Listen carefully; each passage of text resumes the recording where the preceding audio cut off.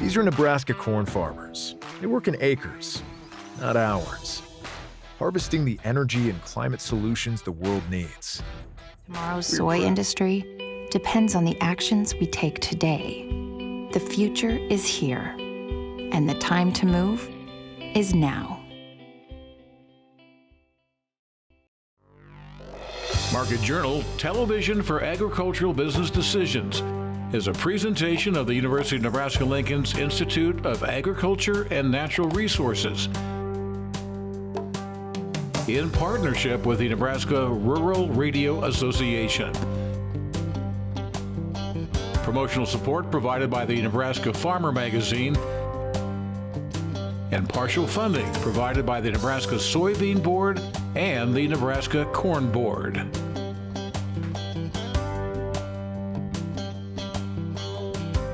Well, hi everyone, I'm Bryce, and thank you for joining us today here on Market Journal. Well, as always, the team put together a packed episode for this week's edition of Market Journal, including new cover crop observations from the Eastern Nebraska Research, Extension, and Education Center. We'll also be bringing you some of the highlights from LEAD Class 42, and they're currently recruiting for Class 44, so Curtis Arms will stop by to share that information. And as always, Eric Hunt is standing by with his latest weather forecast, and Darrell Peel from Oklahoma State will be bringing us some information on the cattle markets. Those stories straight ahead, but let's begin here today. Nitrogen management is an important aspect of crop production. With developments in sensor technologies and fertilizer application systems over the past decade, the University of Nebraska-Lincoln is recommending that irrigated corn producers in particular adopt some of these tools. My colleague Alex Makovica recently caught up with Nebraska Extension soil specialists to discuss in-season nitrogen management practices. Here's their conversation. Let's paint the picture. We know nitrogen is important for corn. Why? Well, it's an integral component of the plant to make the plant grow, and then also to produce a crop that has value, either to humans or livestock or as a fuel source. So there is a significant amount of nitrogen in every grain of corn that's grown, and that has to come from somewhere. And often there's a need for some to come from fertilizer. A significant amount comes from the soil and other credits as well, but generally some in Nebraska has to come from fertilizer as well. Okay, we're talking about in-season nitrogen application today, specifically when it comes to sensor-based management systems. What can that look like practically for producers? Well, there's two issues there. One, the closer nitrogen fertilizer can be applied to when the crop is growing and needing it, the more efficiently it will be used and less loss to the environment. And then sensor technology is a way for growers to be able to detect ongoing need for nitrogen while the crop is growing. That's technology somewhat that was developed here at Nebraska and other land-grant universities across the central part of the U.S. 15 to 20 years ago. It's gradually becoming more available commercially, to the point that we are now really strongly encouraging farmers to consider that as a tool they might use. What could it bring to a producer if he were to adopt that into his operation? Well, the highest level of sensor management that we are advising right now uses satellite sensing systems. And satellite sensing systems have come along over the last 5 or 6 years to the point they really have the capacity to do what's needed. So using those kinds of systems allows the farmer to just monitor the crop during the growing season. Generally, they need a little bit of nitrogen fertilizer to start the growing season.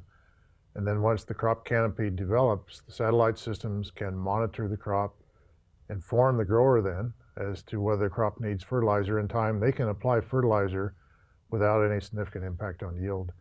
And in doing so, protect yield, profitability, and reduce nitrate loss to groundwater. All right, you were sharing about the NEB guide from the university. Talk more about that too, please. Yeah. Well, for a long time now, university recommendations in Nebraska and most other land-grant universities have used very detailed research over many years to predict how much nitrogen fertilizer a crop might need. And those tools have been good tools, but they have some error because we can't really completely, accurately predict weather for a field for the growing season, several months ahead of time. And so this new NEB guide that we've developed encourages farmers to consider in-season management because of our inability to precisely predict weather, and instead to be able to react to weather during the growing season and manage much more efficiently that way. You were kind of explaining there's a lot of crossover when it comes to nitrogen application, things like weather, as you're alluding to with drought, and nitrate leaching. Just overall, what is the importance of producers thinking about that this time of year? Well, producers live in the state. They drink the same water as everybody else does. They have an interest in managing to minimize loss, both because it increases their profitability, but it also helps protect water quality, and there are human and animal health issues that can be associated with that. So growers naturally would like to do the best job they can for multiple reasons. And groundwater quality is a major issue in Nebraska. It's something that we all would like to do a better job of, and this is the way that farmers can help do that. All right, let's round it out with this. The 2025 growing season is rapidly approaching. What are some of your best tips for nitrogen application? Well, to consider if they have the capacity this year to moving more towards in-season management. We understand that for irrigated producers to think about building in capacity into either their management approach or their systems to allow them to do that this growing season. Great interview there, Alex. We appreciate that. Now at home, if you'd like to learn more on this topic, head on over to our website. It is marketjournal.unl.edu. Up next, the Nebraska LEAD Program housed here at the University of Nebraska-Lincoln continues to produce the next generation of agricultural leaders for the Cornhusker State. LEAD Class 42 recently traveled to Eastern Europe as part of their international seminar. We learn more about this from the new director of the Nebraska LEAD Program, that is Curtis Arms.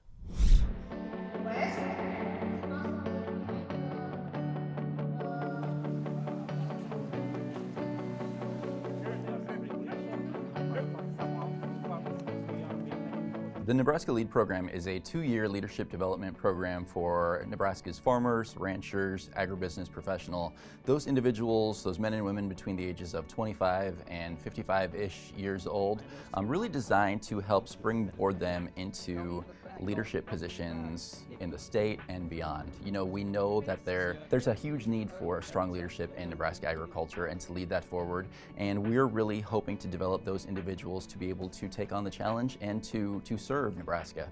We are a 2-year or roughly 18-month program from start to finish, intensive curriculum really designed to showcase Nebraska agriculture as a whole. You know, we have 12 seminars over those 2 years across the state of Nebraska, and those are north, south, east, west. We're looking at all aspects of agriculture, from ag banking, ag finance, all the way to production systems, to ag policy, really designed to get our fellows thinking outside of maybe their comfort zone. And we do challenge them a bit further too. We take them on a 10-day national seminar during their first year to Kansas City, Washington, D.C., Chicago, to help them better understand regional agriculture, but also understand agricultural policy from a federal level, to give them a perspective of what policies are impacting their operations back home. Then year 2, we take them on roughly a 2-week international seminar as well. Those usually occur in roughly 2 to 3 countries throughout the world, and that again is designed to showcase life outside of small town Nebraska or wherever they may be from, helping them open up their eyes to different agricultural systems, to different cultures, to different consumer preferences, to better understand why our policies are the way that they are, and to understand how our systems are the way that they are, and hopefully give them some ideas of what works and maybe what doesn't work to help them be better leaders in their own right. It's very special. Wow. But we have a very strict rule. Each year the LEAD class gets to travel to a different country, normally 3 countries, and experience the lifestyle, the agriculture, and just see what's going on outside of what we know as just the U.S., you know. We flew into Bucharest, Romania, January 3rd, January 4th when we got there. And the overview of the trip was we're going to start in Romania, work our way north into Hungary, and then travel up through Slovakia and finish in Poland and fly back out of Poland. So I think folks should go through the LEAD program to experience agriculture outside of the United States, to see how ag is around the world and how much our food security here in the U.S. is dependent outside of the U.S. as well.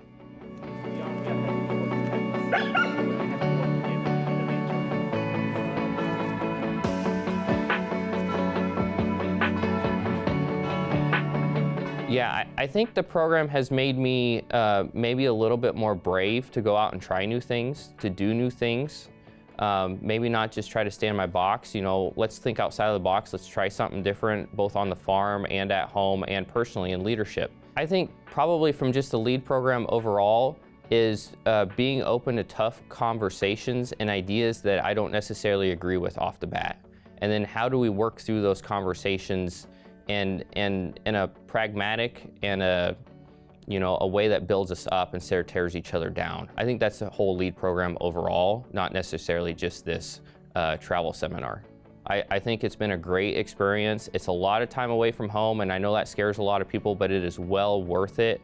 The people you meet, the things we are able to see and do, and just the different perspectives that you gain, not only from within the state of Nebraska, but also nationally and internationally is hard to put a value on, and it's well worth the time away from home. Now, LEAD is currently taking applications for their next cohort. It is LEAD Class 44. The application deadline is coming up June 15th. If you'd like to learn more about getting your application in or encouraging someone else to do just that, visit their website, lead.unl.edu.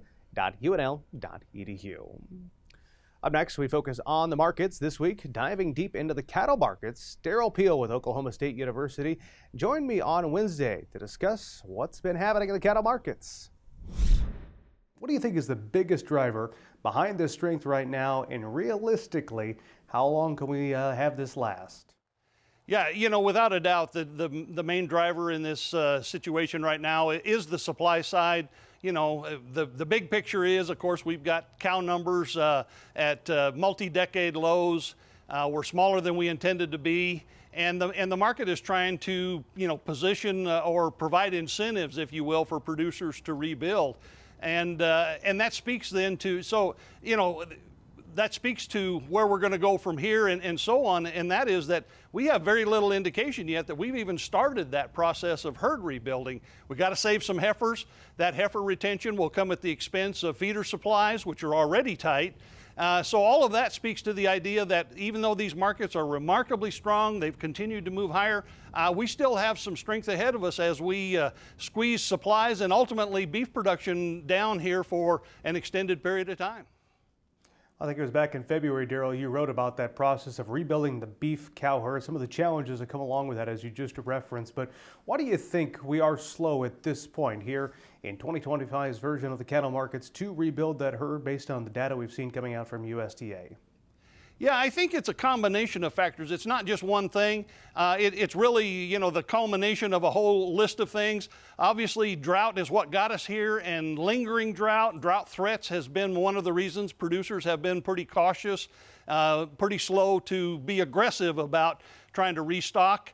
And then when you throw onto that some financial considerations, obviously we've got a fairly expensive process here in terms of interest rates and where we're at with prices these days. So producers are taking it cautiously, bankers are taking it cautiously.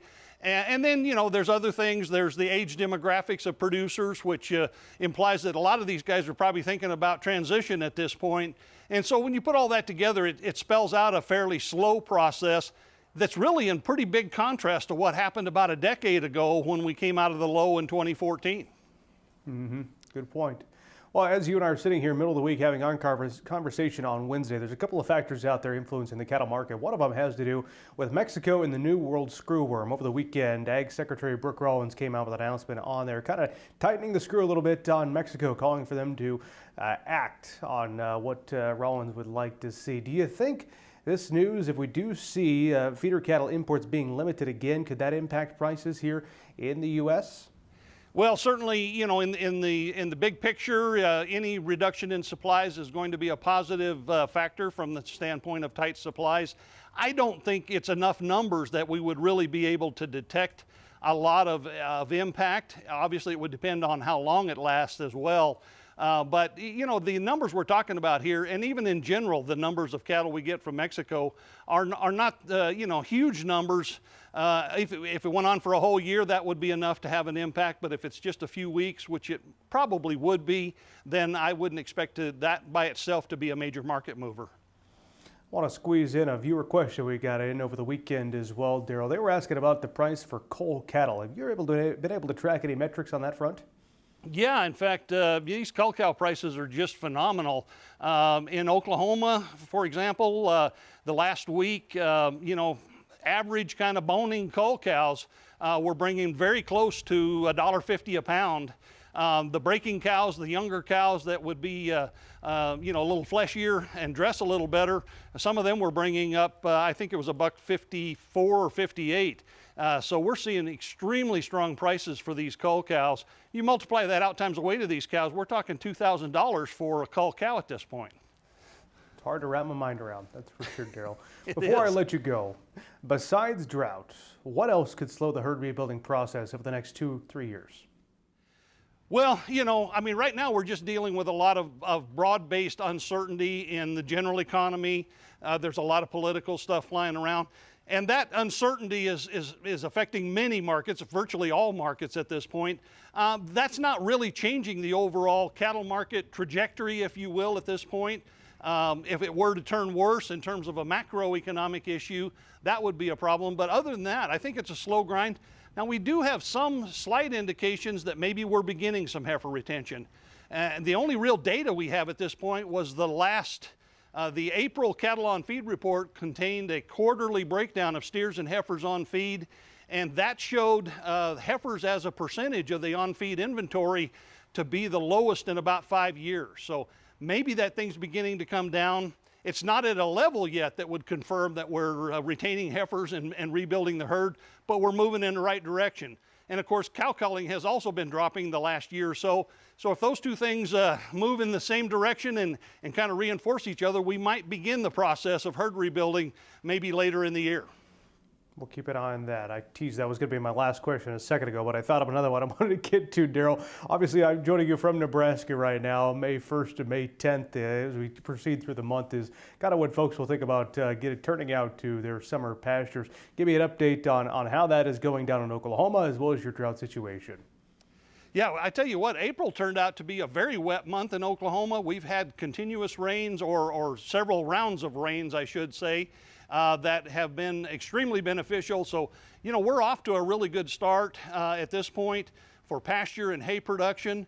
And that's great news, because if you get April and May and June, then even if it turns dry later in the summer, as it often does, even without a pronounced drought, you can kind of get through that if you've made forage early in the year. So I would say at this point we're in pretty good shape. Good conversation there with Darrell. Appreciate him setting aside some of his time this week to visit with us.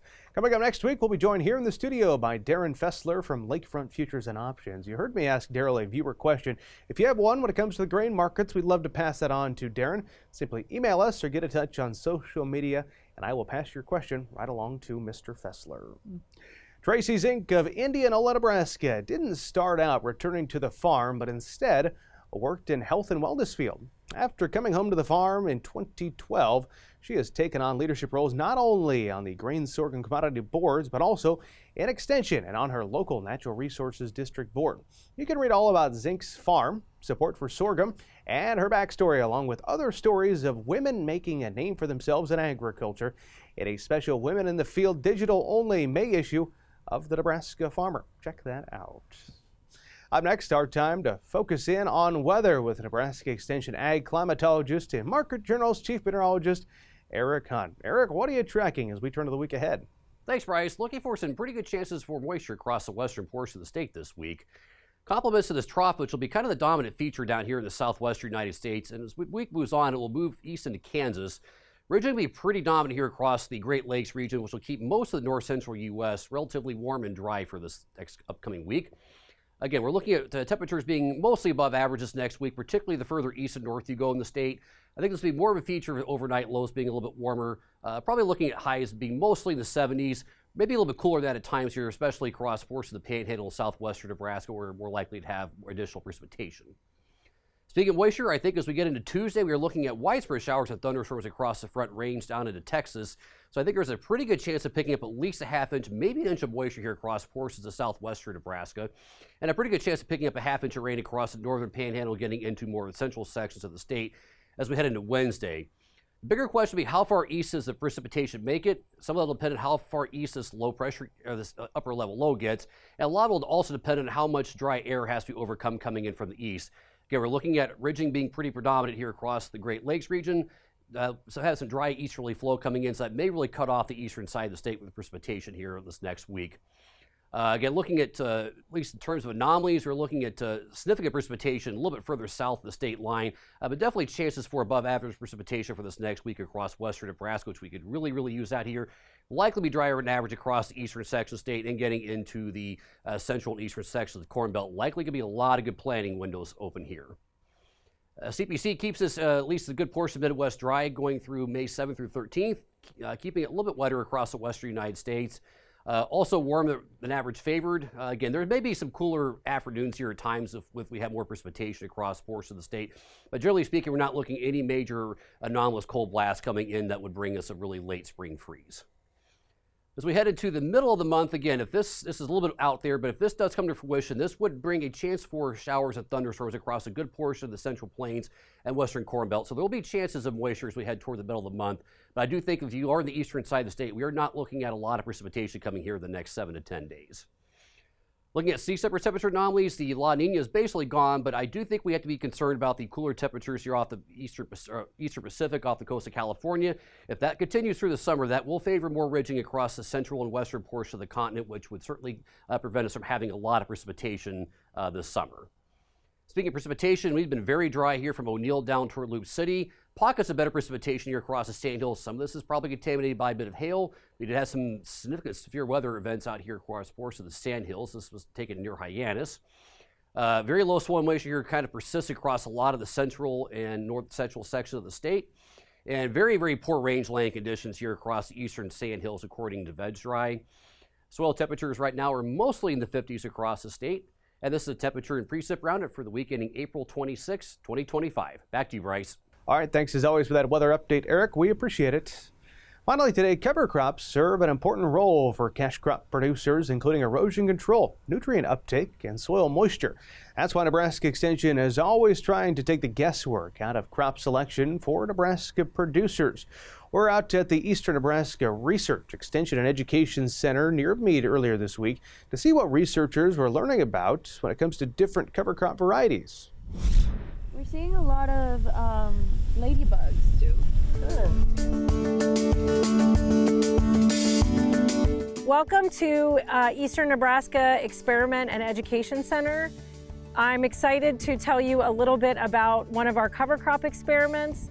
And we're here in late April, which we thought would be a great time to bring you some footage of what our cover crop experiment looks like right now, because this is a time when people might be terminating their cover crops, and so it just gives you a chance to really see the performance.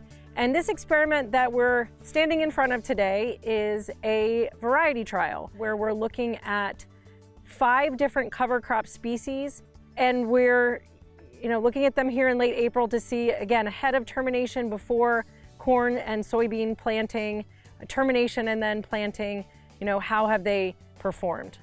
The 5 species that we have in this experiment, we have cereal rye, winter pea, hairy vetch, crimson clover, and several different brassicas. So those are the 5 different species that we have, and then in all of those species we have 6 different varieties, and the whole goal is to see how those species perform in our environment and in other environments, really to be able to provide better options for farmers who are thinking about cover crops. Really what I would say when I think about getting started with cover crops, the most important thing you need to think about is what's your goal. Because what your goal is going to dictate the species you select, the timing that you plant, how much money you might be willing to invest. Some of the more common benefits that people are finding or used to select cover crops include weed suppression, erosion control, soil fertility is another popular one, and all of those goals will again dictate the species that you want to plant and the timing, the management, and all of the other decisions from it.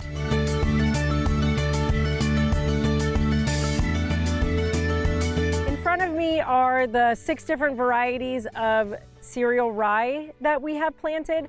And in this experiment, we have a combination of commercially available varieties, including the first variety, which is Elbon cereal rye. It's a really popular and commonly grown variety of cereal rye. So what I want to just briefly point out is that you can really see some visual differences in terms of the plant heights. So we can see some really nice visual differences, and the measurements that we've taken of biomass and plant height will really tell us across the field in the different areas where we've grown the varieties how well they have done.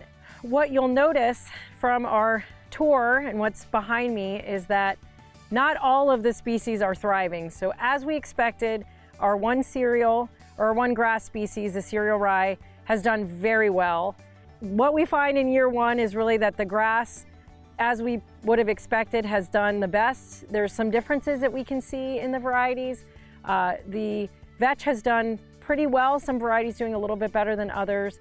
Winter pea and crimson clover have been okay, a bit uneven, and the brassicas really just didn't establish well. So all of these species were planted the first week of October, which really is probably a little bit late for anything other than the winter cereals. So that could have had an effect. So that might be something that we try to work on next year, is trying to plant maybe some of the species or all the species just a little bit earlier to see if that helps with survival.